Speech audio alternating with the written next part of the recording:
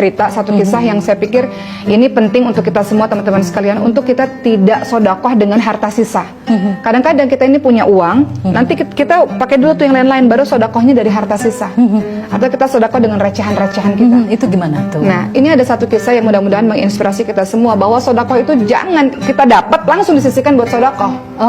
Jangan sodakohnya nanti di akhir-akhir.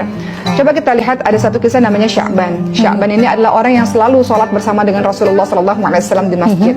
Kemudian suatu ketika Rasul lihat tidak ada Sya'ban di masjid. Kemana Sya'ban? Sudah berhari-hari tidak ada Sya'ban. Akhirnya Rasul ke rumahnya Sya'ban yang jaraknya jauh sekali dari masjid. Rasul ketuk pintu dan ternyata yang membuka adalah istrinya Sya'ban. Dan istrinya menangis. Ternyata Sya'ban sudah meninggal dunia. Kemudian istrinya mengatakan, wahai Rasulullah, sebelum Sya'ban meninggal dunia, Sya'ban mengatakan 3 hal. Pertama, kenapa nggak lebih jauh? Kedua, kenapa nggak lebih banyak? Ketiga, kenapa nggak yang baru? Maksudnya apa ya Rasul? Kemudian Rasul mengatakan, orang-orang yang mau meninggal dunia itu sudah diperlihatkan oleh Allah tanda-tanda nanti dia akan kemana gitu, mendapatkan nikmat atau mendapatkan siksaan dari Allah Subhanahu Wa Taala. Maka Sya'ban ketika detik-detik wafatnya dia katakan, kenapa nggak lebih jauh? Sya'ban itu punya rumah yang sudah jauh dari masjid. Dia selalu berjalan kaki ke masjid. Tapi Sya'ban tahu keutamaan orang-orang yang jalan menuju ke masjid itu betapa banyak pahalanya.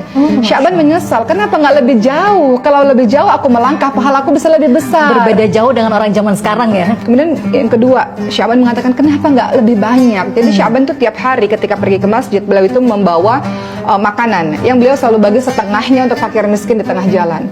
Maka ketika detik-detik wafatnya, Sya'ban menyesal, kenapa aku nggak kasih lebih banyak padahal aku bisa. Aku cuma kasih setengah, padahal setengah itu juga udah luar biasa. Tapi Sya'ban menyesal, aku bisa kasih lebih banyak, kenapa aku nggak kasih lebih banyak kalau aku tahu pahalanya seperti ini.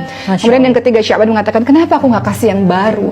Jadi Sya'ban itu setiap kali menuju ke masjid, beliau itu selalu bawa 2 baju, baju yang biasa dan baju yang bagus untuk beribadah kepada Allah. Sya'ban selalu kasih baju yang biasa kepada orang-orang fakir miskin itu. Dan Sya'ban menyesal, kenapa saya tidak kasih yang baru saja pakaian ini kepada orang-orang fakir miskin ketika saya tahu pahalanya luar biasa.